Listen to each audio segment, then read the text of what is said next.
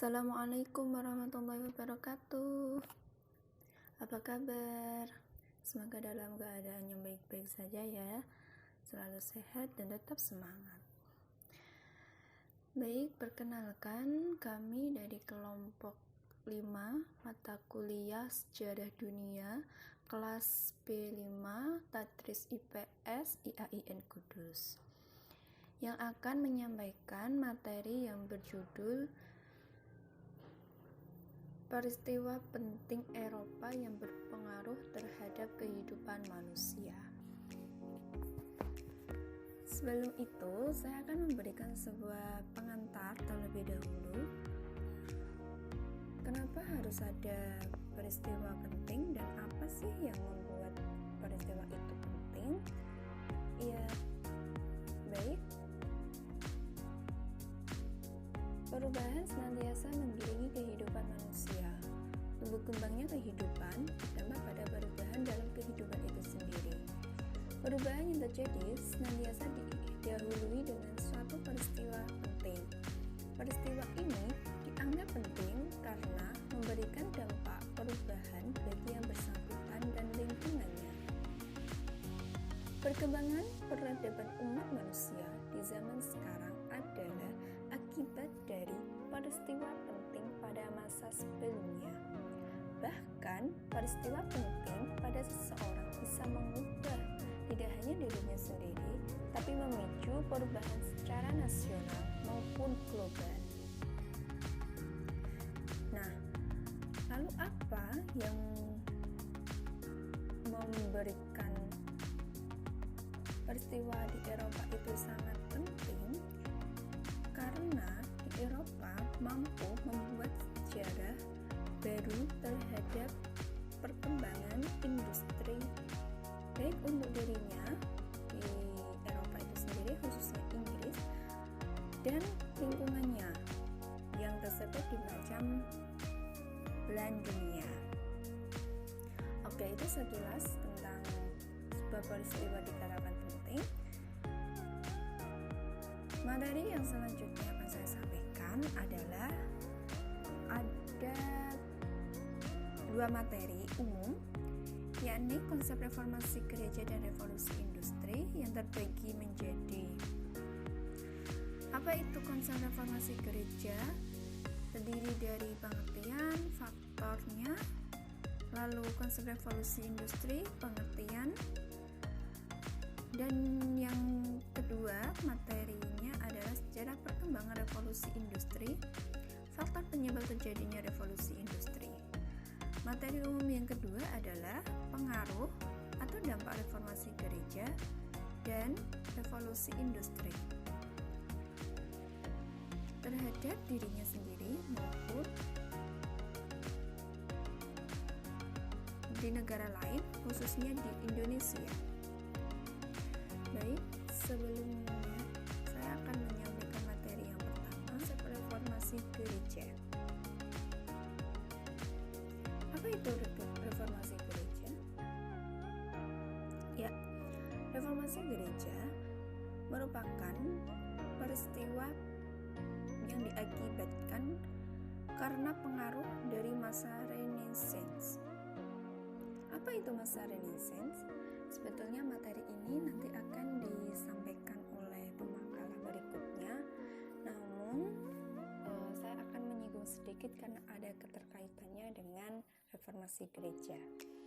Jadi Renaissance itu berasal dari bahasa Latin renatere yang terdiri atas dua kata, yakni re yang berarti kembali dan natere yang berarti lahir. Dengan demikian dapat diterjemahkan Renaissance adalah sebagai terlahirnya kembali. Apa yang terlahir kembali? Yakni peradaban Eropa, yang dimana sebelumnya sudah didahului oleh peradaban Yunani dan Romawi. Namun karena keruntuhan Kekaisaran Romawi pada abad keempat, peradaban Eropa itu meredup, sehingga dalam kurun waktu 1000 tahun lamanya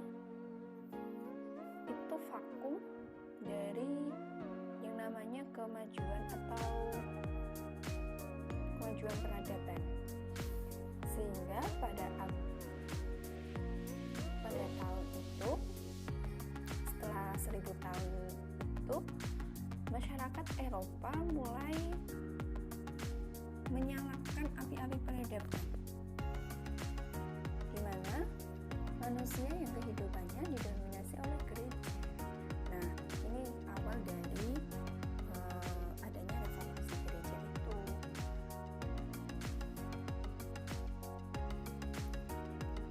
Karena faktornya adalah karena dominasi gereja yang begitu kuat, sehingga banyak orang ingin membebaskan diri dari kehidupan beragamanya. Jadi ingin memisahkan antara yang kepentingan agama atau kepentingan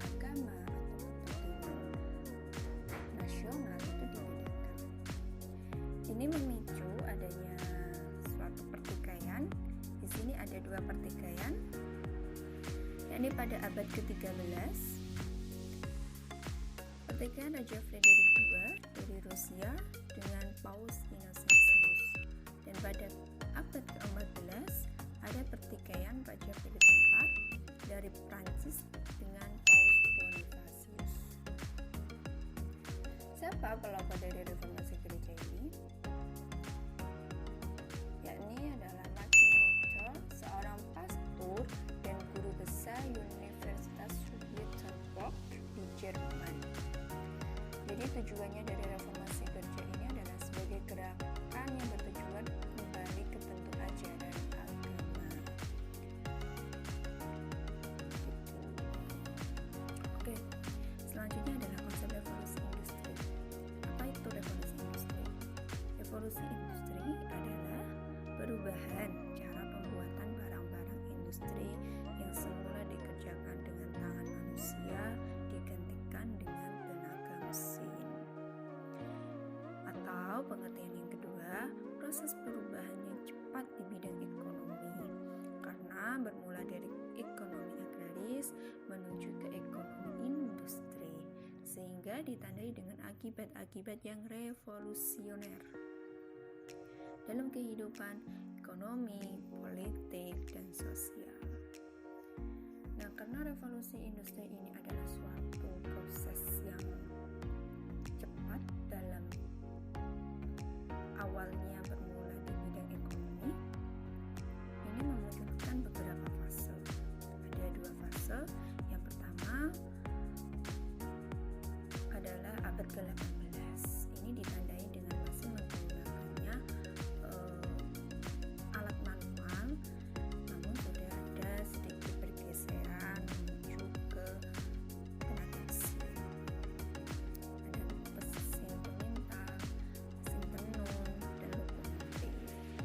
Dan fase kedua, sekitar tahun 1860 banyak ditemukan bahan kimia, dan berikut prosesnya.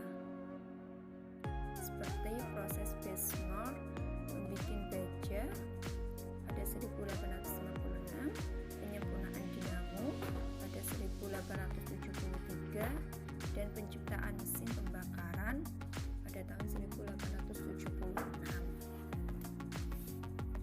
Lalu apa perbedaan revolusi industri di fase pertama dan fase kedua? Yakni adalah adanya penggantian baja di tempat besi sebagai bahan industri pokok.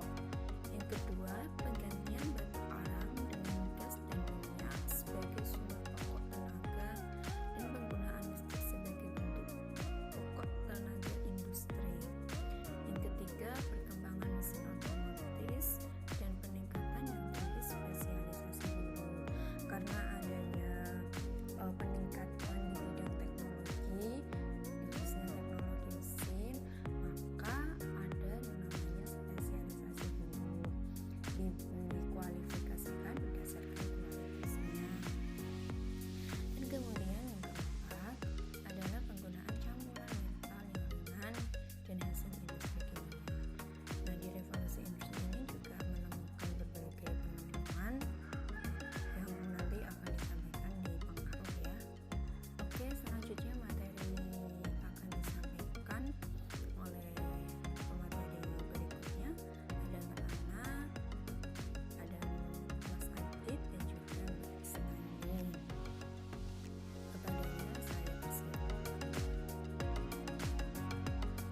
Materi selanjutnya yaitu faktor pendorong revolusi industri. Faktor pendorong revolusi industri yang melatar belakangi mendorong munculnya revolusi industri di Inggris disebabkan oleh dua faktor. Faktor pertama, faktor eksternal. Terjadinya revolusi ilmu pengetahuan pada abad 16 dengan munculnya para ilmuwan seperti Francis Bacon, René Descartes, Galileo Galilei, Copernicus, Isaac Newton, dan lain-lain. Tunjang adanya lembaga riset, yakni The Royal Society for Geography Natural Knowledge, The Royal Society of England pada tahun 1662. Yang kedua, faktor internal. Yang pertama, keamanan politik dalam negeri, berkembangnya kegiatan wira swasta dari masyarakat kaya dan pemilik modal. Yang ketiga, munculnya minat masyarakat pada industri manufaktur. Yang keempat, Inggris memiliki jejak yang luas, kaya akan sumber daya alam antara lain batu bara, biji besi yang tinggi mutunya. Yang kelima, mulai muncul paham ekonomi liberal. Yang keenam, munculnya revolusi agraria, yaitu perubahan sangat cepat dalam penataan tanah dengan berlakunya metode baru dalam pertanian, yaitu dengan pemagaran dan pengolahan yang terus-menerus, pemupukan dan irigasi. Pada abad ke-17 berkembanglah dunia pelayaran dan perdagangan. Di Inggris banyak berdiri kongsi dagang seperti EIC, Virginia CO, Plymouth, dan Massachusetts Bay Co. Revolusi industri di Inggris digerakkan oleh para inovator atau penemu teknologi. Tokoh-tokoh yang menemukan teknologi yaitu pertama, John Kay menemukan kumparan terbang. James Hargreaves menemukan alat pemintal disebut spinning jenny tahun 1765. Jenny merupakan nama istrinya. Yang ketiga, Richard Arkwright dan John Kay menemukan alat tenun yang dapat bekerja secara otomatis pada tahun 1769. Edmund Sheldrake menemukan alat tenun dengan tenaga uap pada tahun 1785. James Watt menemukan mesin uap yang dipatenkan tahun 1796. Atas hasil temuannya tersebut, James Watt sering digelari sebagai bapak revolusi industri, walaupun sebenarnya penemuannya merupakan penyempurnaan dari mesin uap hasil penemuan Thomas. Penemuannya berikutnya tidak hanya di mesin produksi tekstil, tetapi juga alat transportasi darat, laut, udara, elektronika, yaitu pesawat, telepon, telegraf, dan radio. Penemuan tidak hanya di Inggris, tapi merambah ke negara lain seperti Prancis, Italia, Belanda, Jerman, Amerika Serikat, dan seterusnya.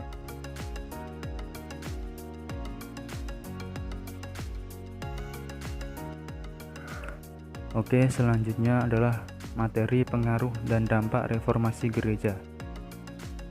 Yang pertama, dampak terhadap Inggris atau secara umum, yaitu pertama, lahirnya Protestanisme, resistensi atau perlawanan yang kuat terhadap gereja Katolik Roma, kemudian mendorong para pengikut Luther mendirikan gereja sendiri yang terlepas dari gereja Katolik Roma.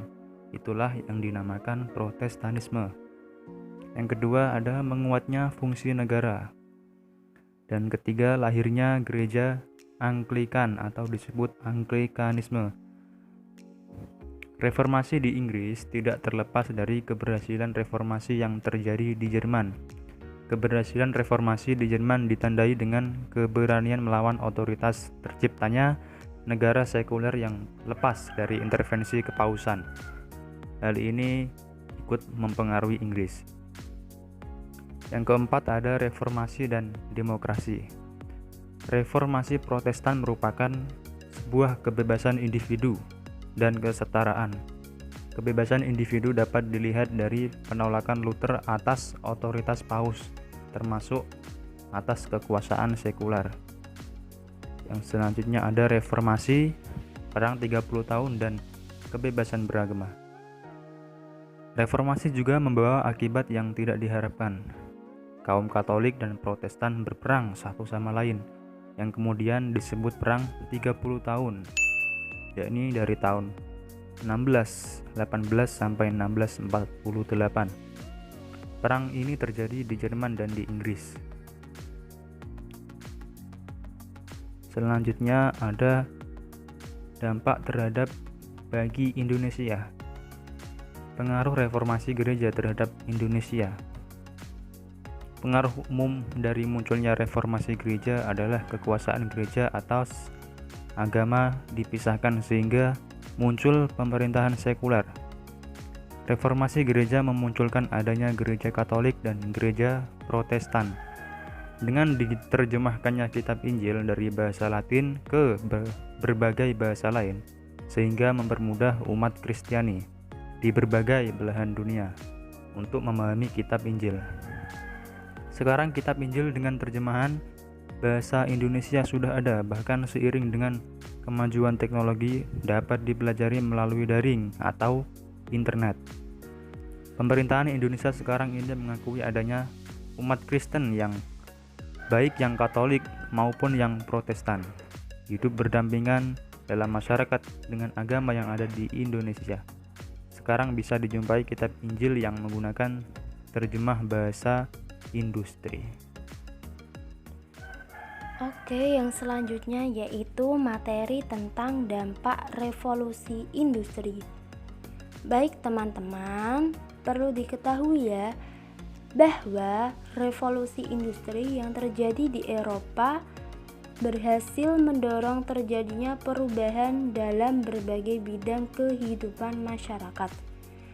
Nah, perubahan tersebut tidak hanya mempengaruhi kehidupan masyarakat Eropa saja loh, tetapi juga masyarakat di belahan dunia, termasuk di negara kita yaitu negara Indonesia.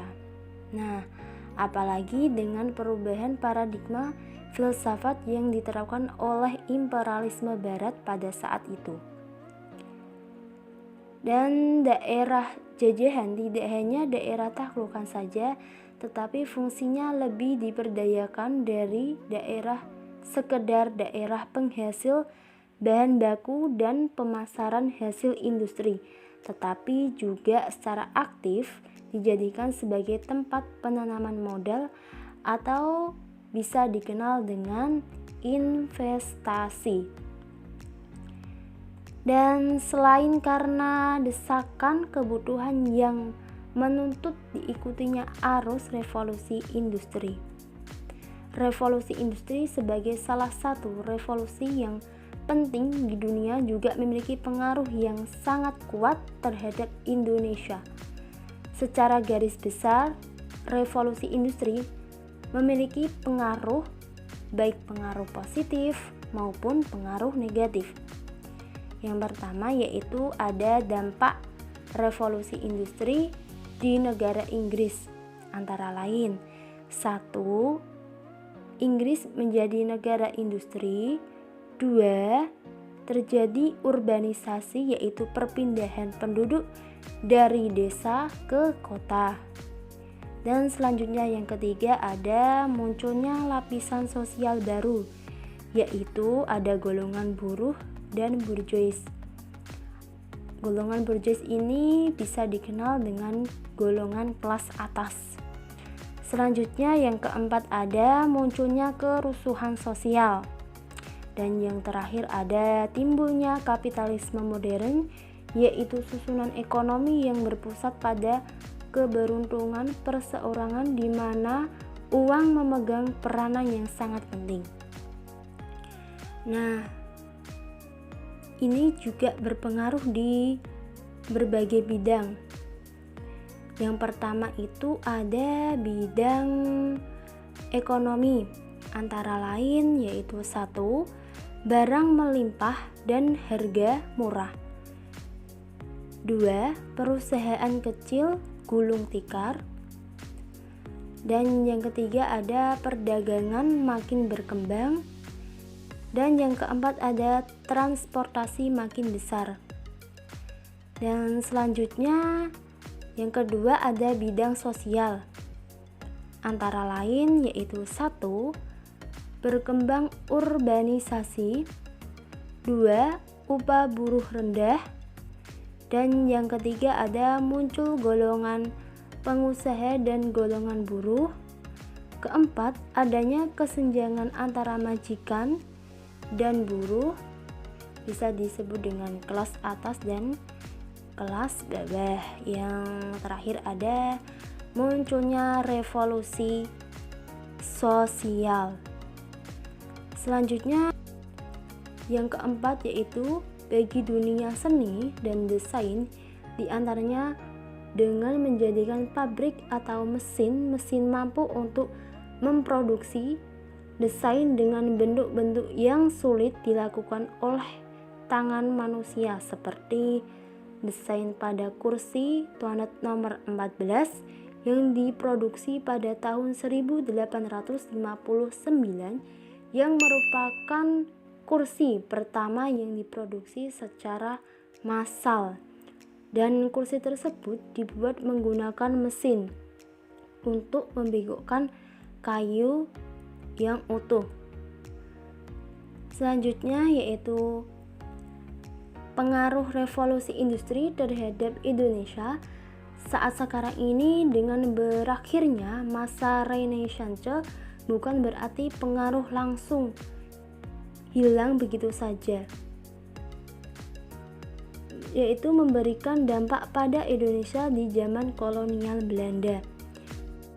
Nah, jadi kesimpulan dari materi tentang peristiwa di Eropa yang berpengaruh terhadap kehidupan manusia ini tadi sudah dijelaskan ada 2 ya. Yang pertama itu ada reformasi gereja. Nah, pada reformasi gereja ini merupakan pengaruh dari paham merkantilisme dan membawa sejumlah dampak bagi kehidupan manusia. Di antaranya dampaknya itu ada perang 30 tahun, terus ada kebebasan beragama dan lain sebagainya. Nah, yang kedua ada revolusi industri.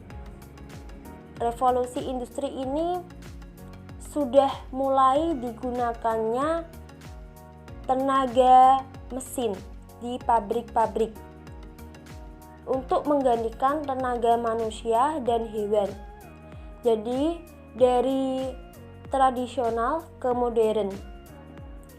Dan ini pada revolusi industri banyak sekali dampaknya, tak hanya berdampak di Indonesia, tetapi juga di luar Indonesia.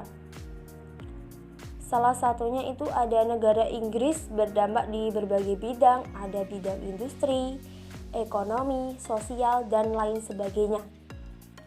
Baik, itulah pemaparan dari kelompok 5. Semoga bisa menambah pengetahuan bagi teman-teman semua. Wassalamualaikum warahmatullahi wabarakatuh.